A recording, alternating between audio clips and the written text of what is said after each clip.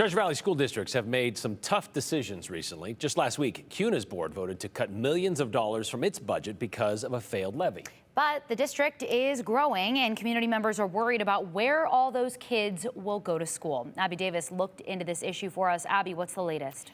Well, we got this idea after reading this message from Mike in Meridian starting halfway down here. He says there's no plan for the kids. How much have the developers contributed to the districts to mitigate the growth? The answer, not much. The district predicts and it will nearly double in size over the next 10 years.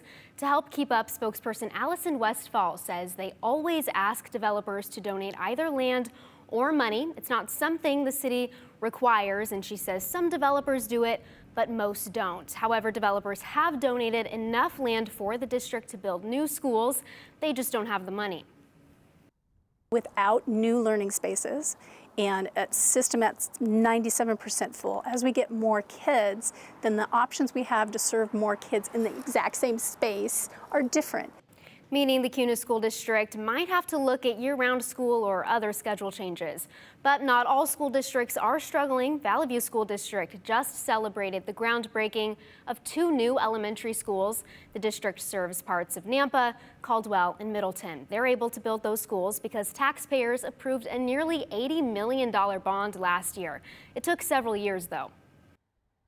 They failed by around 30 votes the first time, around 50 votes the second time. So we're knocking on the door of that supermajority that Idaho requires of 66.67% approval. And the third time around, people really responded. Valley View School District also asks developers to donate. Like CUNA, Assistant Superintendent Joey Palmer says most say no. And even if they do donate, it's not enough to build schools and meet the needs of the community.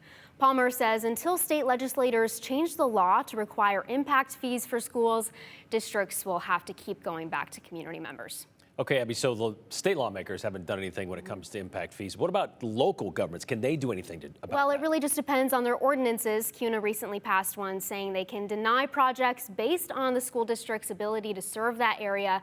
And I know Middleton has something similar on the books. Yeah, other school districts may have to follow suit too in our growing area. All right, Abby, thank you.